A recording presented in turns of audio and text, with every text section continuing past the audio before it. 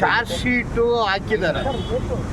Charge sheet 173 CRPC ಕೆಳಗಡೆ ಹಾಕಿದ್ದಾರೆ. ಅದು 9th ಮಂತು ಚಾರ್ಜ್ ಶೀಟ್ ಆಗಿರೋದು. 9th month 2024. ಅದಾದಮೇಲೆ ಕಾಪಿ ಕೊಟ್ಟಿದ್ದಾರೆ. ಅದು 207 CRPC ಮೇರೆಗೆ ಕಾಪಿ ಕೊಟ್ಟಿದ್ದಾರೆ.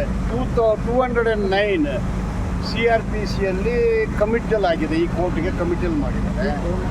ಚಾರ್ಜ್ ಶೀಟ್ ಮಾಡಿದ ದಿನವೇ ಕಾಗ್ನಿಸೆನ್ಸ್ ತಗೊಂಡಿದ್ದಾರೆ.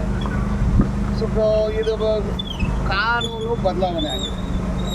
ಈಗ ಸೆಂಟ್ರಲ್ ನೋಟಿಫಿಕೇಷನ್ ಪ್ರಕಾರ 1/7/2024 ತದನಂತರ ಏನೇ ಪಿಟಿಷನ್ ಆಗಲಿ, ಯಾವುದೇ ಮೊಕದ್ದಮೆ ರಿಜಿಸ್ಟರ್ ದಾಖಲು ಮಾಡಿಕೊಂಡ್ರೆ ಅದು BNSS ಅಲ್ಲೇ ಆಗಬೇಕು.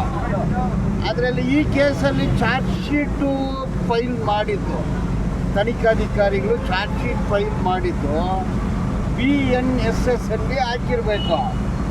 ಅದು ಅವ್ರನ್ನೇ ಕೇಳಬೇಕು ನೀವು, ಯಾಕೆ ಅವರು 173ನಲ್ಲಿ ಹಾಕಿದ್ದಾರೆ. So 173 violation of section 4 and 531 of BNSS. ಅಂದರೆ 1/7/2024 ನಂತರ ಯಾವುದೇ ಅಪ್ಲಿಕೇಶನ್ ಹಾಕಿದ್ರೇನೋ ಅದು BNSS ಅಡಿಯಲ್ಲೇ ಆಗಬೇಕು. ಇವತ್ತುವರೆಗೆ CRPCನಲ್ಲೇ ಬರ್ತಾ ಇದೆ. ಅದು ತಪ್ಪಾಗುತ್ತೆ.